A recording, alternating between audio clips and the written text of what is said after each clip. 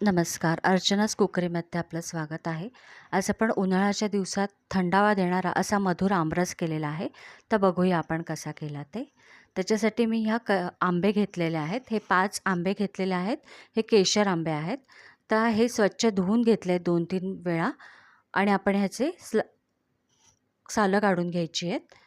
तर पिलरने आपल्याला ते नीट जमत नाही आहे, कारण आंबे हे पिकलेले आहेत, मऊ आहेत. त्याच्यामुळे मी सरळ चाकूने त्याचे काप करून घेते आहे. अशा पद्धतीने आपण त्याचे काप करून घ्यायचे आहेत. मी इथे केशर आंबे घेतलेले आहेत. तुम्हाला हवं असेल तर हापूस आंबे देखील घेऊ शकतात किंवा अजून तुमच्या आवडीचे जे आंबे असतील ते तुम्ही घेऊ शकता. तर हे असे आपण ह्याचे पीसेस करून घ्यायचे आहेत आणि ह्या चमच्याच्या मदतीने आपण ह्याचा मधला गर काढून घ्यायचा आहे. अशा पद्धतीने हा गर संपूर्ण काढून घ्यायचा आहे. आपण बघताय किती व्यवस्थित गर निघतोय.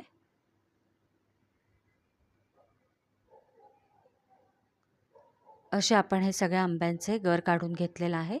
आता आपण मिक्सरच्या भांड्यामध्ये हा गर टाकायचा आहे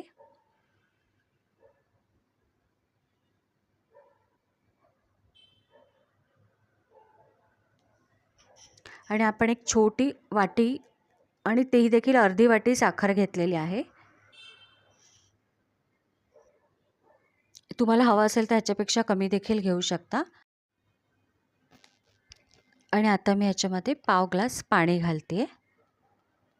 ह्यापेक्षा कमी पाणी घातलं तरी देखील चालेल. अगदी थिक हवा असेल तर कमी पाणी घालायचं आणि आपण अगदी 4 ते 5 सेकंदासाठी हे मिक्सरमध्ये फिरून घेतलं. आपण बघताय किती छान आमरस तयार झालेला आहे.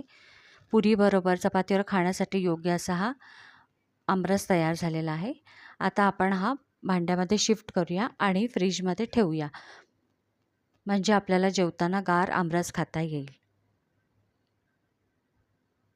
तर आपला हा आमरस छान तयार झालेला आहे.